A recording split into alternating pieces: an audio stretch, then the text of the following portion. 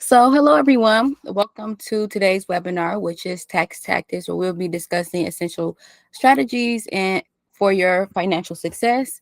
I'm Shayna. I am a tax strategist, bookkeeper, lead accountant, a business consultant, and I have 4 years experience doing this and helping individuals and businesses navigate the complexities of their taxes. So, I want to thank you again for joining us. And today's going to be a good one.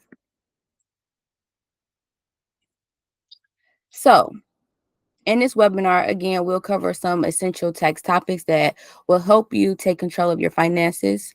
We'll go over tax fundamentals, how to update your W-4s. We'll go over some what to do with your tax return, how to save when starting a business, and how you can qualify for different credits and deductions. And by the end, you'll have a solid understanding of these topics and know how to make the most of your tax situation. So, um, this should be a really good one. I know last week we covered this, and I added a few slides this week, so this is going to be really jam packed. And my number one goal for this webinar is to make sure that you leave here loving to plan, talk, and think about taxes. And with this goal, I am almost certain that you will do it. And then also let me know at the end, write it in the chat, hop on, and let me know verbally. And that'll be greatly appreciated, just to let me know that I'm on par and going in the right direction. So before we get into any specifics, I think that it's good to talk about some common feelings and misconceptions that people have during the tax season. And so here you'll see, like, I created a timeline, right? Some of the common feelings would be before the tax season. Normally people just start in December, right? You start thinking about it like, hey, taxes, tax season does start in January. Let me make sure, I have everything, even though like most W-2s are sent out in January. Some people may have to have additional deductions, or just bought a home, purchased a car. They want to get all that paperwork together so that they can provide it to their tax preparer, or if they're doing it themselves, they have that information. And at this time, you maybe have procrastinated, put it off, right? Preparing to do something that you perceive to be difficult, and then you're uncertain and not knowing, like, oh, what paper do I need to file my taxes this year? What would be necessary required for me to like file for certain deductions or certain credits? And during the tax season will be January through April, and this is where the anxiety and stress kick in for many. Many feel overwhelmed by the complexity of the tax forms and deadlines. Hey, I don't know what these things are due. Oh shoot, the deadline is here. How can I get everything I need to my tax preparer? And then they have a little bit of confusion, not understanding like the tax code deductions, and that's why they go to a tax preparer, but they still not understand like what is actually going on in all of this. And then they also have the fear of making mistakes. So again, this is why some people opted to have a tax preparer or a tax strategist or an accountant do their taxes, versus them do it because they want to avoid any errors or anything that can lead them into getting audits and any penalties, right? And so after the tax season, after they get everything they need to get, scrambled, and make sure they're, maybe tax preparer asks them 112 questions, they have to go back and forth. They finally get it in, finally got it done, and finally receive their return. And this is what people do. They take a deep breath, they feel relieved, the taxes is lifted off their shoulders, is filed. A lot of people often have regrets, right? Let me know in the chat, people, if you're here, let me know how you felt. You know, wishing they had better prepared, and next time, they say next time, next tax season, I'm going to do great. I'm going to make sure I have everything, and when I file, it's going to be the best thing ever. No, and this cycle just continues and continues and continues. And people often find themselves in this cycle that doesn't end, right? And today, I'm so glad that you joined, because we're going to try to get you out of this cycle, right? We want to get you on a better path into, doing things that is, in a more beneficial way for you, to take some of this stress off you. So then here are some common misconceptions. Taxes are way too complicated for me to understand. I'll always owe money. No matter what I do, I'm always gonna owe. There's nothing I can do. or tax planning is only for wealthy people. I don't need to do that. I only have one W-2. What is tax planning? I have nothing to plan. There's nothing I'm going to do this year that needs planning. And knowing the fundamentals of taxes and everything that goes with it is crucial, because it helps you, with these three things listed here. It empowers you to take control of your financial situation. It saves you money by maximizing deductions and credits, and it reduces your stress and anxiety associated with the tax season. So by addressing these feelings and these misconceptions, we're aiming to, give you the knowledge and the confidence you need to approach tax season with ease. Okay. So with all of that, take a deep breath. We know how we felt last year. We know how we felt the year before. We're gonna get over this. We're gonna get to a better path. Okay. So now let's move forward, and then now we can dive into some of the strategies and different things, right? And so um with this, I wanted to take it back to the basics, right? Understanding what is taxes. What is taxes, So taxes is a monetary financial charge that is imposed by the governments on individuals and businesses to fund public expenditures, right? So that's fixing the road, that's for schools, that's for education, that's for healthcare, things like that. Now, how they allocate those funds, and if they really, if they use it the right way, hey, that's up to the officials we elect. But that's what taxes are supposed to go for, right? And then we have the different type of taxes. So we got federal, we got state, and you got local. So of course, federal taxes are collected by the national government. State taxes are collected by the state government. Local taxes are collected by the cities or counties, right? And in some states, like for instance, Ohio, they have to pay city tax no matter what city they, live in, work in. And in other states like Michigan, where we are, or where I am, you don't necessarily have to pay city taxes for some cities. Now, it's different for you if you live in the city or work in the city of Detroit. Now, that's a key tip if you did not know that. You have to pay city taxes to the city of Detroit. So, there's that. So, with that in mind, you want to keep this in the back of your mind when you're filing taxes, because I know it can be like a doozy. People don't want to do it, but here, this is what it's for, and these are the entities, or the federal, state, the local governments that are collecting these things. And some of the tax concept that you should know include gross income. So the gross income is your total income before any deductions. So I want to include pictures here so that everyone can know exactly what I'm talking about, can know exactly where to look once they go through the paperwork. If they have any questions, they definitely can ask. But look here on this on the screen, and on line 1 in your W-2, that's where you would see like your gross income. It'll be here. And if you have multiple W-2s, it's to be these numbers added together, so on and so forth. But if you only have one, it will be this number. Now you use this number and you take it to get your AGI, or your adjusted gross income, right? And your adjusted gross income is your gross income minus specific deductions and taxable income. Okay. Let's just take a step back. So looking at this sheet right here, this is on your return, right? And so once you file your taxes, you get a copy of your return back. On line 11, this is where you would see the AGI. AGI is what people look at when you're purchasing a home and things like that. So your AGI is very, very important, and it fluctuates with deductions. And so it's crucial, right? So when you buy a home, you may not want to take off too many deductions that year, right? And different things like that. And so going back into it, the taxable income is the amount of your income that is subject to taxes after all the deductions and exemptions, right? So understanding these basics is crucial as we dive deeper into specific topics, right? And if I'm going too fast, please let me know. Write something in the chat. Hopefully I can hear. Let me turn my computer up. But let me know. And if you have any questions, like I think I mentioned before, if you have any questions during this webinar, feel free to leave them in the chat box, and I'll answer all questions at the end. That way we can keep things going. And if we do have time at the end, I can answer them. And if not, we can do a part two and get all those questions answered for you guys. Okay.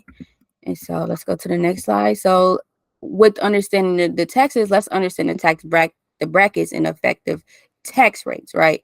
So this is another thing a lot of people have a lot of questions about, like, what are the tax brackets? What does this mean? Like, how is my money being taxed, right?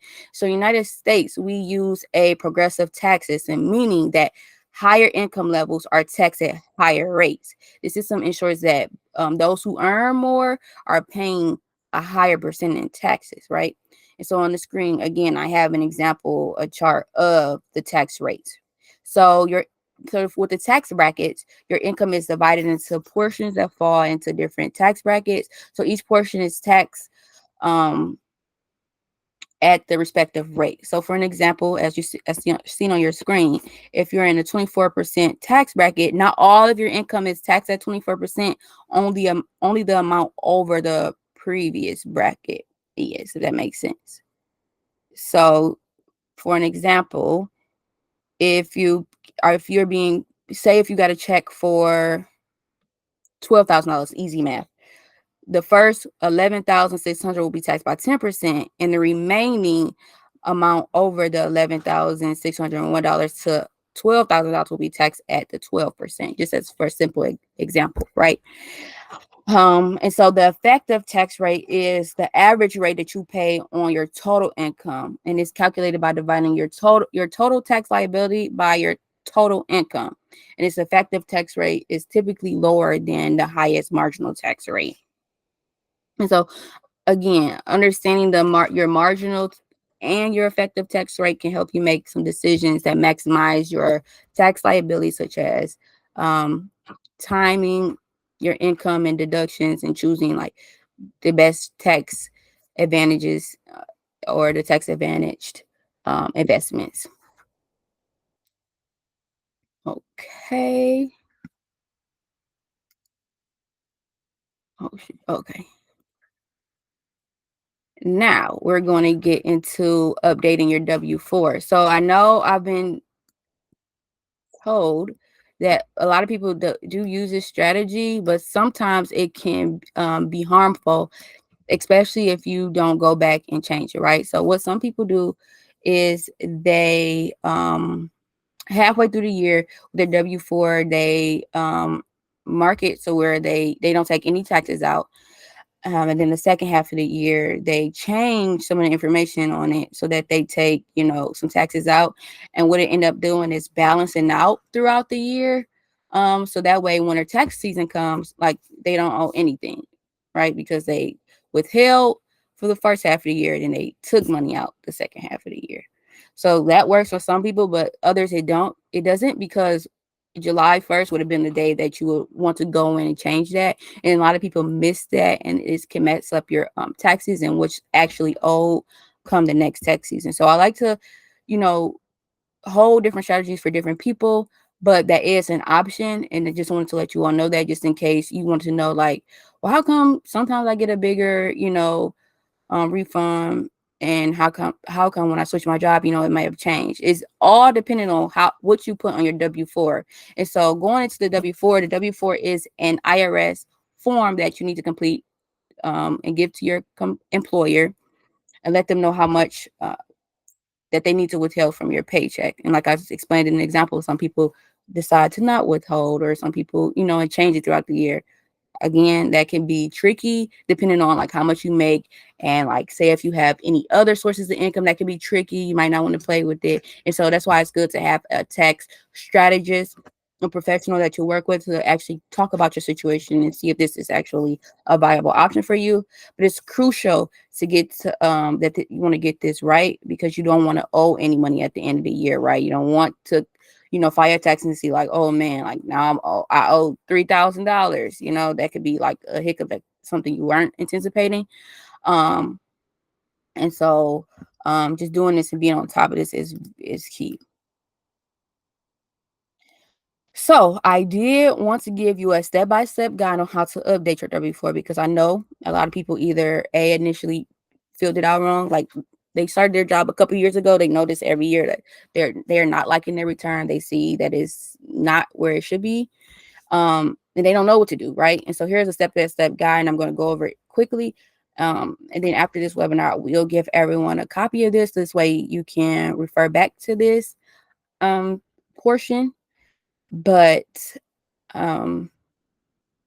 yeah, this is something very crucial that you should know, right? And so for step one, that's your personal information. So of course you fill out all of your personal details, your name, address, things like that. If you have multiple jobs, like I mentioned before, or if you're where your spouse works, say if you're married, family jointly, you want to include your spouse where they work and things like that, because that also goes into the calculations.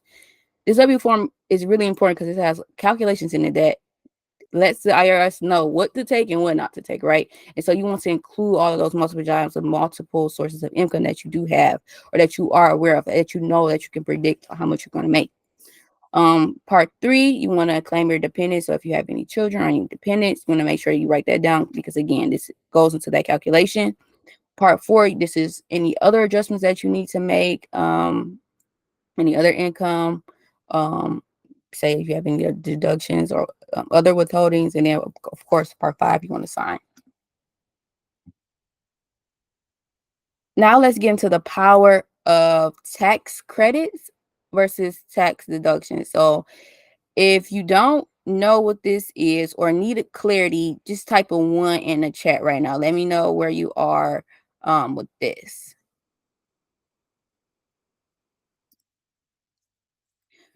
Is this easy for you? You understand taxes, credits and deductions? Part two, if you're not really clear or want to learn more, a little bit more about it, let me know, because I want to see where everyone is and how much in depth I need to go. Let me see. Okay, so two. Okay, so you got it. Okay, cool.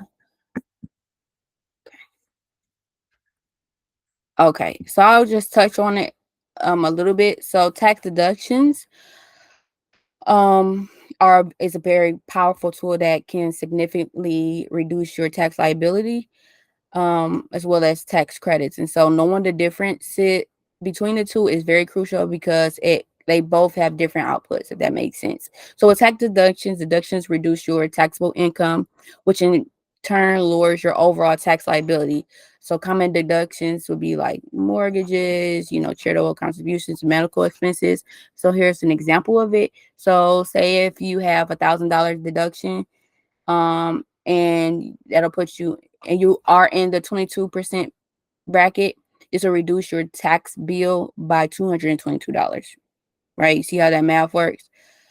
Now, on the other hand, for a tax credit, directly reduce the amount of taxes that you owe dollar for dollar. So this is like a huge game changer. So using that same example, say you have $1,000 tax credit, it reduces your tax bill by $1,000, regardless of any tax bracket that you're in. You can be in the 24%, you can be any other tax bracket, it doesn't matter. It's going to reduce it by $1,000. You see how huge, like, how that difference is and what that can mean for you at the end. And so tax planning and having a tax strategist or having any type of strategy is very key. When you want to maximize some of the benefits that they have, right? And so to maximize your tax savings, you want to utilize both of these. In instance, different people in different filing in different statuses, in different tax brackets will have different outcomes. So talking over these different deductions. So again, for instance, uh, someone who just has like a W-2, they get the earned income tax credit, and they can provide substantial benefits for low to moderate workers, while the deductions like the standard deduction, which comes to everyone, and itemized deductions can lower your taxable income. And then going into the standard deduction and itemized deduction, just as a brief overview, the standard deduction is given to everyone, right? Like that number increases year over year. And it's just a standard deduction that's knocked off of everyone's. However, if you bought a house, you got a fence, you got a driveway, you got a roof, those things will surpass that number. Those things will you'll be $100,000. All that stuff I named, you're close to 100,000. $30,000 for a roof, $10,000 for a driveway, $10,000 for a fence. Like right there, that's $50,000. the standard deduction this past year is 14,000 to change. Like, you need to be able to know what you purchased for your home. You need to know all of the things that qualify to be used as deductions, so that you can reduce your taxable income, right? And so that was just like a little tangent, but those are crucial things that you need to know, because a lot of people don't know. Like, hey, I got I got a fence this year. I can write that off my taxes. Yeah, you're a homeowner. Those are things you can write off. So knowing these things are very, very, very crucial. And so in this next slide, we're going to some deductions that you write off. So like I said before, we already talked about the earned income tax credit for low to moderate working families and individuals. Got the child tax credit with people with dependents, the education credit. There's two different types. There is American Opportunity Tax Credit, which is given to college students within the first four. You only can use it for the first 4 years, and if you surpass that, you get the lifelong learning credit, and you're able to deduct any supplies and stuff that you bought for school, things like that. So this is very crucial to let your tax preparer strategist know exactly, like, if you're a student, if you have dependents. This is why in my questionnaire I ask so many questions, because I want to make sure that I get everything that I can write off. I need to know that, because I want to maximize your return. That's my number one goal, is to maximize your return, and I need to know everything about you, right? So we can get you exactly what you deserve. And then again, like mentioned before, some of those standard deductions versus itemized deductions. Like, again, another example of itemized deductions, like mortgage interest, state and local taxes, medical expenses, charitable contributions. Those are things that you can write off that are itemized. Now, say you have these things and they don't meet the standard deduction, you will just go with the standard deduction, because you don't want anything less than a standard deduction, right? Right. And then you also can have retirement contributions. So these are just a few, but these are things you definitely want to consider. So this is my number one topic. I love talking to all my clients about it. Everyone knows, if you met with me, if you are my client, you know that I'm going to try to encourage you to start a business, right? Because there's huge savings in starting a business. And here I provided some of the significant benefits of doing that. But I want you all to know that this is like major, because the tax law was designed in favor of the business owners, right? The business owners are taking the burden off the government by providing jobs. They're providing things that people want to stimulate the economy. The tax law is in support of businesses, right? And so it's so crucial that if you are just a W-2 worker, you only have that, and you're like, oh, man, I want to capitalize or use some strategies to get some more a higher return, or I want to be able to write off some things that I need for my business. This is crucial to do this, because this is the way that you can like maximize your return, hands down. So in starting a business, um some significant tax benefits will be like choosing your structure. Now, you choose your structure based on the type of business that you have, and choosing the right one is best. And if you are new to this realm and you don't really know a lot about starting a business or about business, it's very crucial that you talk to a tax preparer or a business consultant, such as myself, because I can help you understand, like, hey, this is the type of business you need. This is the best that work for your situation on a personal level and on a business level. And this is how you can bring in the most benefits. And then you go into deductions, where the business owner can deduct a wide range of expenses, including like home office, supplies, travels, meals, but you have to keep a detailed record. Now, I want to go into this. This is like one of my highlights of starting a business, right? You can write off things, you heard me, supplies, travel, meals. Like, how can you do that? For your business, you can deduct anything that is, one, ordinary, and two, necessary. Now, I'm not saying if you are Last Shack, you can buy fishing rods, you can buy yarn, you can buy cribs. No, you can't write that off, because that's not a part of your job. It's not ordinary or nor is it necessary. But as a lash owner, what you could write off is your phone. Why? Because you're using it to get your clients, you're using it for social media, you're using it to, buy your supplies, different things like that. You can write off the bed that you need to do your client's lashes on. You can write off all your supplies. You can write off, your mileage to driving to your, work. There's some traveling stylists. You're having a photo shoot, you can write off your photo shoot. Like, you see, like, how the door just opened up to so many different things that can be written off, such as your phone that's used in your daily life. Now, there are some stipulations, but this is what you can write off. And the second part to this is keeping detailed records of your and receipts. Now, a lot of people don't know this, right? This is another key gem. Key gem. A lot of people don't know this. Tax preparers don't know this. A lot of bookkeepers don't know this. I don't know why they don't know it. They should. If they did their research, they would. If you are a business owner, to be compliant with the IRS, you must do your bookkeeping / record keeping once a week.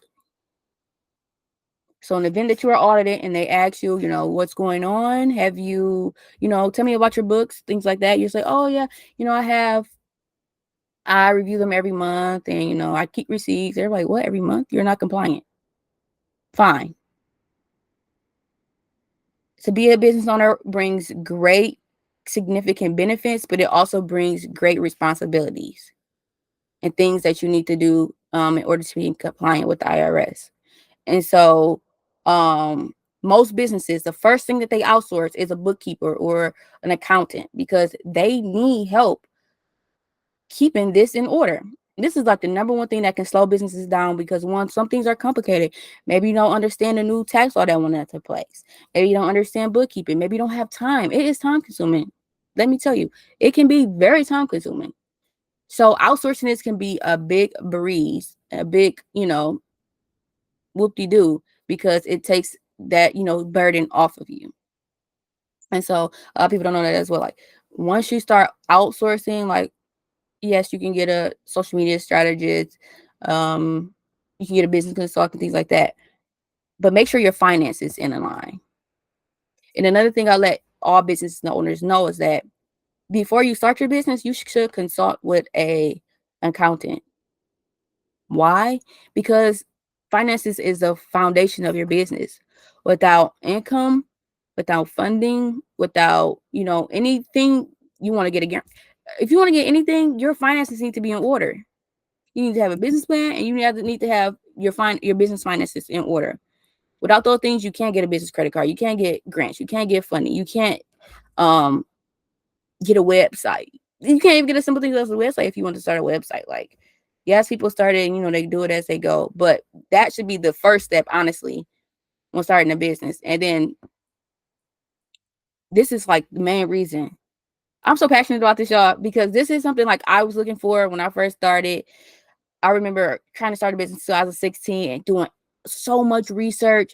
I'm like, oh, it's all this stuff and no one talks about it. A lot of people weren't into business around then. But two, having a business consultant and who can help me file my business, who can help me, do some of the certain things I require, who can help me set up my funding, who can help me get funding, set up my bank accounts, help me get, my bookkeeping in order prior to launching so that I start off with so I can hit the ground running. So it's so important. Those things weren't there before. And this is the reason like why I became who I am, why I became a tax strategist, why I became an accountant, why I became a bookkeeper, a business consultant, because I was there and I kind of went off deep. I went into deep holes going into all of this stuff because I'm like, it's so much people don't know and they don't talk about, and they don't talk about it because they don't know, right? And they're not practicing good business practices. And so number two, I'm sorry I went off on that long tangent, but like this is so important to me because literally starting a business is why I am here today, because I love the process. I love, the structure, the organization is something very important. So long tangent, but I want you to understand. I really wanted to get that across. So number three, going back in, retirement plan. So business owners can set up a retirement plan, and guess what? You can write that off. That goes on your return. Health insurance. You can deduct health insurance premiums. Who knew? And then you can write off some depreciation from some of your business assets. I know before, like in 2020, you heard a lot of people writing off G wagons. There are certain strategies that go into that.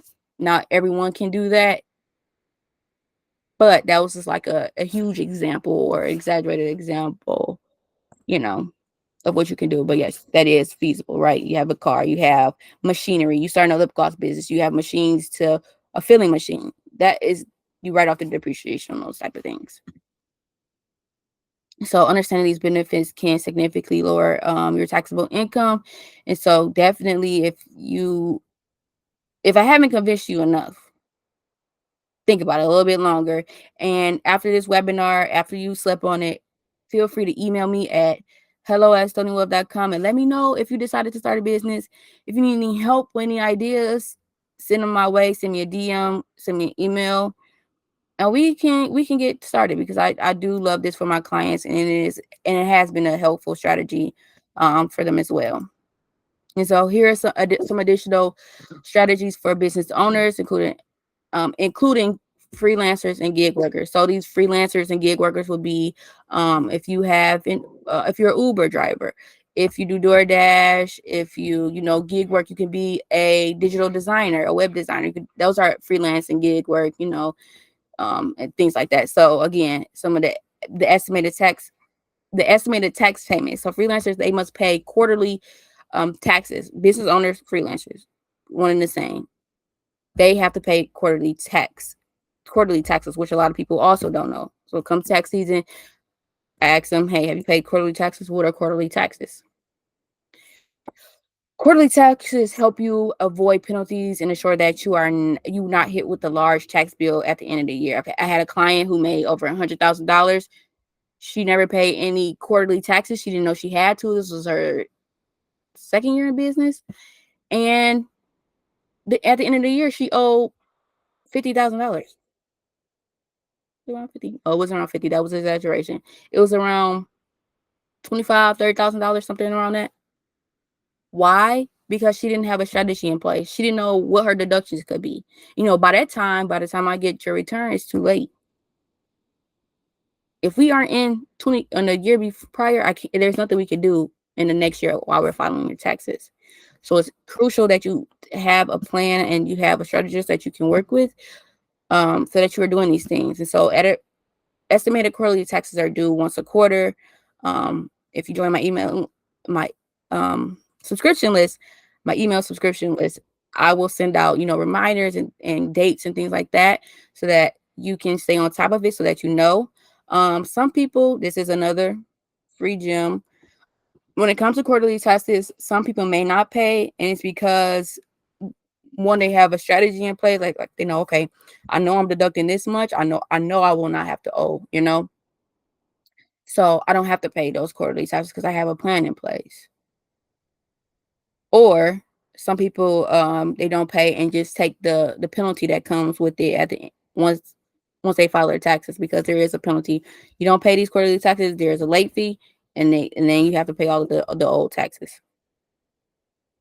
They can write off business expenses, track and deduct all your expenses, like mentioned before. You have some software and things like that. Definitely can do that. Self-employment tax, if you don't know, if you are a self-employed person, these self-employment taxes cover Social Security and Medicare contributions. While this adds to your tax bill, remember that half of this is deducted. And so, to put it in perspective, if you are a W-2 worker, you pay 7.2 blah blah blah percent, 7.28, I think. And then as a business owner, freelancer, self-employed, you pay the whole 15.3%. Half of this you can write off as a deduction. So that's something to note. And then lastly, income smoothing. If possible, try to smooth your income to avoid large fluctuations that could push you into a higher tax bracket. But again, this comes with tax planning. This comes with planning. This comes with knowing like what I can deduct. Strategically purchasing items that you can deduct. Say if you need more equipment, instead of buying it, let's say for this year in 2025, buying in 2024, because it can help you, right? And that comes with, like I said, planning, but also forecasting, knowing what your business is doing and things like that. Last point on this would be the BOI, which all business owners must do, which is the beneficial ownership information reporting. This program was created last year, but put into place this year, and it is to help disclose the identities of any business owners who own a significant portion of a business. Yeah, I'm sorry. Significant portion of a business, and that helps them keep it transparent, to combat any financial crimes like money laundering, things like that. Now, these things typically don't happen on a small business level, but because a lot of bad apples spoiled it, larger companies, and things like that, they require it from all businesses, right? And so a newly formed business, so say you email me, hey Shayna, I'm thinking about this. I need to form my business because I know that when forming my business, I'm going to get tax benefits. I'm going to gain a lot back and be able to gain more deductions. I want to form my business, right? So if you tell me this right now, and we have to file your BOI this year. However, if you start your business before 2024, you have up until January 1st to file. If you don't, you can be fined up to $500 per day. Per day? Per day. Per day. They are not playing with this. So this is something I wanted to remind all of my clients, and future business owners, that this must be filed. It's super simple, but I can help you with this. But a failure to report, you don't want to fail to report. This is something that you must do. So definitely adhere to the guidelines. And again, if you need any help, I could definitely help you with that. So go on into our next topic. We have the importance of tax compliance and avoiding tax penalties. So I kind of touched on this before, but filing on time ensures that your tax returns can avoid any late filing penalties. I've seen it. If you say if this year if you didn't file, you needed to file the extension by a certain time. So that way they gave you extension to October. If you didn't do that, you will be facing late filing charges or penalties, which is added to your tax bill. So say if you owe $1,000, you don't file that, it's some fee that they add to that. Let's just say you got to pay $200, it'd be 1,200, right? Paying taxes as due. So to pay any taxes due by the deadline, to avoid any penalties and interest charges, set aside the money throughout the year to cover your tax liability. This goes for business owners and individuals. If you know you're going to be owing, if you know that you are going to not have enough deductions, or maybe you change your W-4 because you needed this money for this amount of time, be sure to save some on the side so that you don't run into these issues. You want to make sure that you are reporting accurately. Again, you want to report accurately, because if you don't, any mistakes can trigger an audit and additional penalties. And this is why people consider using a tax strategist or a tax professional, because they know, hey, these are the professionals. I know that they won't have any errors. I'm putting my trust in them. Make sure you do adequate research. I am a good girl, but hey, do your research. Just to take this burden off you, right? We talked about in the beginning how people have those scarcity, or have that scared mindset of like, hey, I may I may mess up on my return, and I don't want to get an audit, right? Because once you open an audit, that could be a long process, and some of the stuff you wrote off, or some of the credits you thought you qualify for, you may not. And if you already received the return, you have to pay that money back. Okay. And number 4, again, record keeping. Make sure you have thorough records of all your income, expenses, receipts, and invoices, and things like that. Having a good system helps with this, but make sure it's done, whether it's done correctly initially or not. Make sure you are keeping everything. Keep all receipts. I keep all receipts that I know that can't even be written off. I just keep receipts just to get in the habit, right? In my personal life, when I go to the gas station, when I go to CVS, I just keep my receipts just to get in the good habit of it. 5, you want to understand your tax obligations. So stay informed about your tax obligations, including estimated tax payments if you're self-employed, and any state and local requirements. Both I hit on earlier, right? Paying those estimated taxes. If you do, again, for using Michigan as an example, If you live in Farmington, you won't have to pay that local tax, but you will have to pay the local tax for Detroit. And then seek a professional help when you need it. Like if you're in doubt, you're stressed out, just seek guidance. Ask me for help. You can send me an email, do anything like that, because I know again how you feel. I was once there and I didn't like that feeling. So I learned it, and it took me a while, but I learned it, and now I'm here to help you. So don't ever feel afraid to lean on me. So then going into the importance of tax planning, right? We went over all of these things, and now we can talk about the importance of tax planning, because tax planning involves organizing your financial affairs to minimize your tax liabilities and maximize your savings. So why should you plan for your next year's taxes early? Even if you start now, it's technically early, right? It's better than which that may have been done last year. You want to do this because you want to have a more proactive approach, right, versus reactive. Planning at the beginning of the year allows you to take time to strategize, take some of those advantages of tax savings opportunity throughout the year, rather than scrambling during the season. A lot of people try to scramble in December. It's December 28th, and they're like, oh shoot, I don't have enough deductions, I'm going to owe a large tax bill. You may be able to get something done, but you having that strategy and implementing it earlier would have, one, take the stress off you, and then two, keep things organized way. Because once you scramble, things kind of get unorganized, and just a snowball effect. Because of you want to plan early because of your cash flow management. By understanding your tax obligations early, you can manage your cash flow better and avoid some certain surprises, right? So again, if you're only waiting until January, right when the tax season starts, right before it starts, there's nothing you can do. You might have a surprise like, oh wait, I actually spent way over budget, or wait, get into the situation where I haven't I don't have enough things to deduct, or I only can take the standard deduction this year because I thought, you know, I had enough things to deduct from my home that, I got a new fence, but it maybe wasn't enough, so it helps with your cash flow management, your overall money management, right? And then also maximizing deductions and credits. When you plan early, it ensures that you meet the requirements for various deduction and tax credits to optimize your savings. So creating a financial plan for your refund ensures that you're using it to improve your financial health.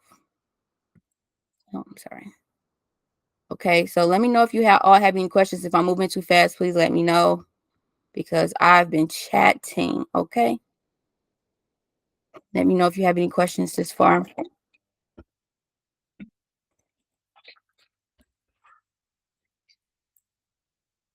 Okay. Okay, no questions. So again, just to end this off, effective tax planning helps you make informed financial decisions, reducing your stress and increasing your financial overall well-being. So I kind of Okay, so boom, this is good. So the first step into tax planning would be what? Using your tax organizer. So if you are a current client of mine, I've given all of my clients the tax organizer. I did this once a year, and I want to give my clients the opportunity to plan before they see me. I want them to plan so they can have a less stressful tax season. If you got this before and you never use it, please consider using it this year, because I want you to have a different experience when planning, when gathering your items. And again, this comes with over 20 pages of um, forms and things you can fill out, and just information so that you have an overall vision or view of what you need for your tax season, so that it is easier as the time approaches, right? If you're missing something, you can clearly see it. And let me see if you see it on the screen. In this example, this is the personal and the business tax organizer. So it has the business profit and loss statement. That's something you need when filing your taxes.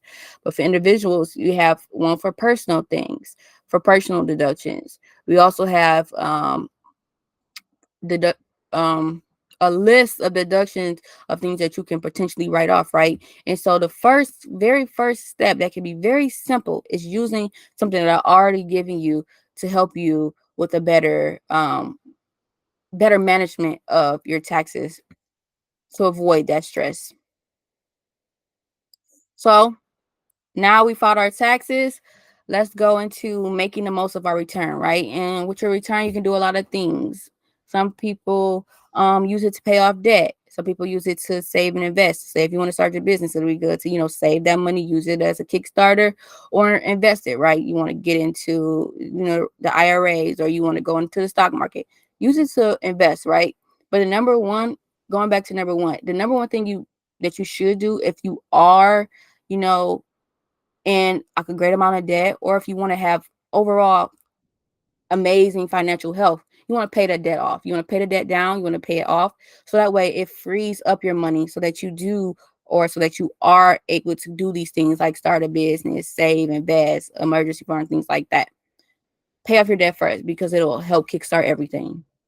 And another gem is that how you operate in your daily life with your finances is how you operate with your business life and your finances, right? If you aren't really good at managing your money or managing your debt in your personal life, it's going to be hard to do that on the business side. And so, another one of my goals is to make sure that my clients are efficient and have the knowledge that they need to thrive personally, financially, so that they can thrive in their business financially, so that they can see the fruits of their labors when creating a business and their strategies that they put into place for their taxes. Another thing you can do with your tax refund, if you already saved enough, invest enough, start an emergency fund. In the times we're in, anything can happen. You want to have an emergency fund. It's also good to have a retirement fund, right? We talked about this before. These are things that can be written off on your taxes if you are a business owner, or even if you're not, you have that Roth IRA, you can contribute more to your 401k, things like that, because those do hold long-term benefits. And then lastly, you can use your return for education. You can use it for any education expenses, or you can think about starting a 529 plan for your child's education, right? So many different things you could do with your return, but I wanted to provide some that helps us create a good foundation for our um, financial health. And so after you did all your saving, you use your return, do as you please. Some post-tax season support from me, or that you can start thinking about, is, again, as mentioned, as I wanted to reiterate so much in this, is you want to tax plan. You want to get personalized advice, right? I gave you overall a gist of advice. I gave you, advice that could or could not work for your financial situation, but it's always good to consult, just so that you can get a personalized plan, so that way you have it and then you have something to put into play. And you want to do this. So what can you do? Because you can maximize your tax liability and use it to do all of those fun things, right? You want a financial plan. You want a comprehensive plan to achieve all of your financial goals, right? You have your tax plan, right? After you have your tax plan, how can I use my refund as an example? How can I use this deduction for my entire financial planning and put things in certain places so that you can see, I know if I save this, I know if I buy this, I'm able to make an additional $1,000. I know this will help me in XYZ area, things like that.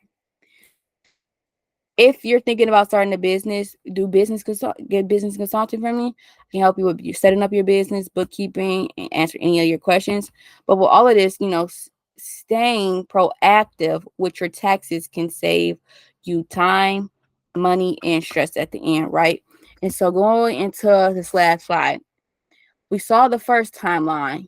This is our new timeline with this webinar. After taking this webinar, you thinking, all right, I have a new approach to taxes, right? This is how I feel about it, right? January through December is tax season because I am always planning, right? I am stress free because I understand exactly where I stand within my business.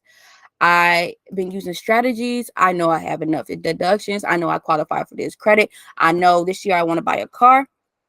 And oh shoot, they have a tax credit for electric vehicles. I'm going to give me an electric vehicle so I can qualify for the $7,000 tax credit. Okay, boom. I want to do that. You're stress free because you already planned this, right? And then you're ready because you're prepared and you feel accomplished and you have less stress and you just continue to just love life, less stress, love life. Also, with this, you have time to free up your money to do more of the things that you love, right? Travel, you know, do some of the hobbies or get into new hobbies that you've been thinking about, helping someone that you love. It's so important. And I hope that this webinar has been very helpful. And I hope that oh, y'all like, no, let me skip it. And I hope that you've been able to gain a lot. There we go. I hope that you've been able to gain a lot from today, and got a lot of value. Okay. And so, again, if you have any questions, please let me know in the chat box. But I look forward to helping you all achieve your financial goals this year and also ensure that you have a stress free tax season coming up. Okay. And so, again, I do want to share some of the additional resources that I have for you all. After this call, we'll be providing you with any links that you need. We have an LLC starter kit. If you need help with your income and expense tracker, we have that. And then also some additional tax saving secrets that I can give you if you want that, right? And so, again, I want to thank you all for attending today. We were able to end on time, so that's great. Look at me, ending on time with 2 minutes to spare. So let me know if you all have any questions that you want me to answer. If you need me to clarify anything, please let me know. But yeah, I'm so excited for you all, and I'm excited to see what you all will do this upcoming season. And let me know if you need my help. So with that, if we don't have any additional questions, um, we'll get out of here. So yeah, I look forward to working with you all again, and I hope you have an amazing day. Bye. Thank you. Bye bye. Wait, Janet. Oh, Janet. yes. Okay. Okay. Tell me what you thought of the webinar. I loved it. I thought it was really informative because I have been kind of toying with the idea, and I thought about you. I'm like, I've seen you post those, like the starter Mm-hmm. information. So that's something I've been thinking about, but I didn't really know how much benefits there were to it. And then different types of credits, like about houses, because I purchased a house. I remember you helped me that year. Mm-hmm. And I've been looking to do some upgrades or renovations Mm-hmm. because, this is an old house and it needs a lot of work. And yeah, that's a good place to start. Using the tax strategies or creating a plan and say, hey, this year I'm going to buy a roof. Next year I'm going to buy a fence. You know, but also ensuring that it's over the standard deduction so that you do or you are able to